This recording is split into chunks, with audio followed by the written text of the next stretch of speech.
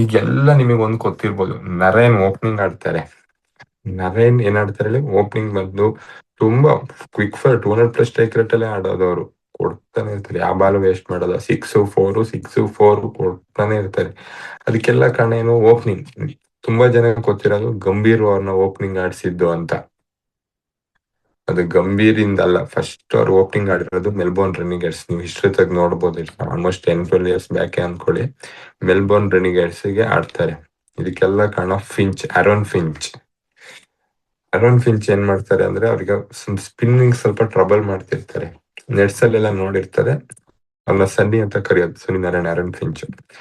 ಬಂದು ಕೇಳ್ತಾರೆ, ಸುನಿಲ್ ನಾರಾಯಣ ಆಡ್ತೀಯನಪ್ಪ ನೀನು ಓಪನಿಂಗು ಅಂತ.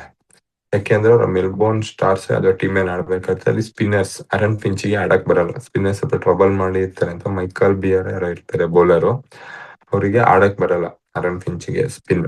ಅವಾಗ ಏನ್ ಮಾಡ್ತಾರೆ, ಈ ವ್ಯಕ್ತಿ ಕೆಲ್ ಓಪನ್ ಮಾಡಿಸ್ತಾರೆ.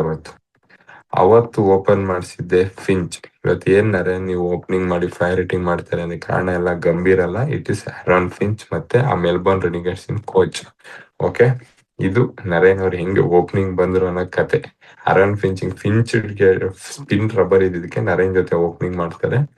ಹಂಗಾಗಿ ನರೇನ್ ಆ ಓಪನಿಂಗ್ ಕಂಟಿನ್ಯೂ ಆದ್ರು. ಅದನ್ನ ನೋಡಿದ್ KKR ಕ್ಯಾಪ್ಟನ್ ಗಂಭೀರು, ಅವಾಗ ಇವ್ರನ್ನ ಮತ್ತೆ ಓಪನಿಂಗ್ ಆಡಿಸ್ತಾರೆ.